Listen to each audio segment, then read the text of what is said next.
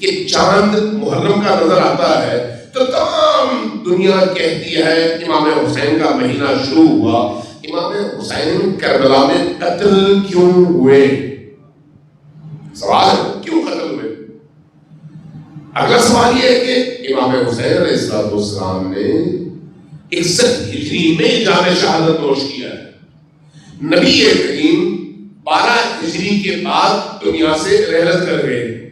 تقریباً 49 سال 49 years 49 سال کے عرصے میں وہ معاشرہ جس کی بنیاد نبی نے رکھی، وہ معاشرہ جس میں لوگوں کو کلمہ نبی نے پڑھایا، وہ معاشرہ جس میں لوگوں کو شعور نبی نے دیا، وہ معاشرہ جس کے اہالی اور جس کے باسیوں کو جہالت اور گمراہیوں کی ان تاریکیوں سے نکال کر نبی کریم روشنی میں لے آئے، وہ معاشرہ جہاں پر بیٹیوں کو قتل کرنے والوں کو اللہ کے نبی نے وہ معرفت عطا کی کہ ان میں سلمان جیسے لوگ پیدا ہوئے، ابو ذر جیسے لوگ پیدا ہوئے اور ہمارے یاسر جیسی شخصیات نے جنم لیا.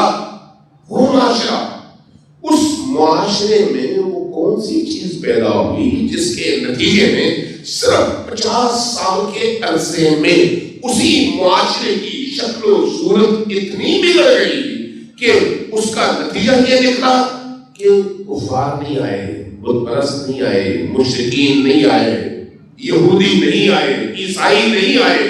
وہی لوگ جنہوں نے نبی کا کلمہ پڑھا تھا نبی کے گھرانے کے سامنے کھڑے ہو گئے اور نبی کے بچوں کو بے دردی کی تمام تر ماضی کے ریکارڈز کو توڑ کر ایسا ظلم کیا جس کی نہ ماضی میں مثال ملتی ہے اور نہ مستقبل میں اس کا امکان ہے. کس نے؟ کافر تھے؟ نہیں. کون تھے؟ مسلمان. یہودی تو نہیں تھے، عیسائی تو نہیں تھے. جب میں نے یہ سوالات کیے، کیونکہ آپ کو پتا ہے کہ بہت ساری باتیں آپ اس طرح سے ٹی وی پہ کر نہیں پاتے کیونکہ موقع نہیں ہوتا، ماحول نہیں ہوتا اور بہت ساری چیزیں قابل ہضم بھی نہیں ہوتی. لیکن جب نجی محفل ہو، حتیٰ انہیں ہمارے اہل سنت علماء کرام کے ساتھ، مفکرین کے ساتھ جو معتدل ہو، ان کو بات سمجھ آ جاتی ہے.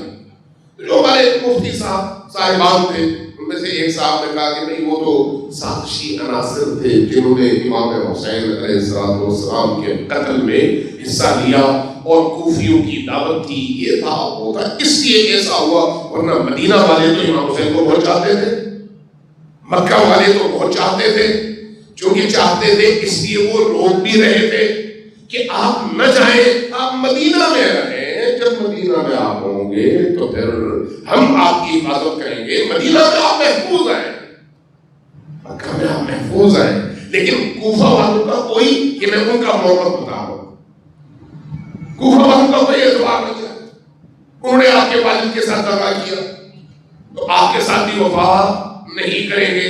لیکن امام حسین نہیں مانے اور چلے گئے اور پھر کوفے کے ان سازشیوں نے مل کر امام حسین کو قتل کیا. یہ ہے موقف. ارے بھائی اگر ایسا ہے تھوڑا سا تاریخ کا مطالعہ کریں، قرآن کا مطالعہ کریں، حدیث کا مطالعہ کریں.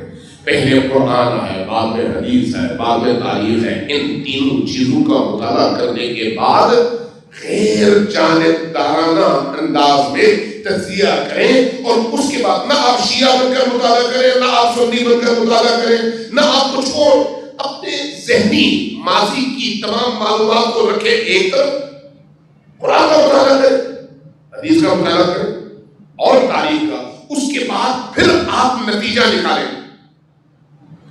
یزید ابن معاویہ ابن ابو سفیان ایک رات میں یزید نہیں بنا.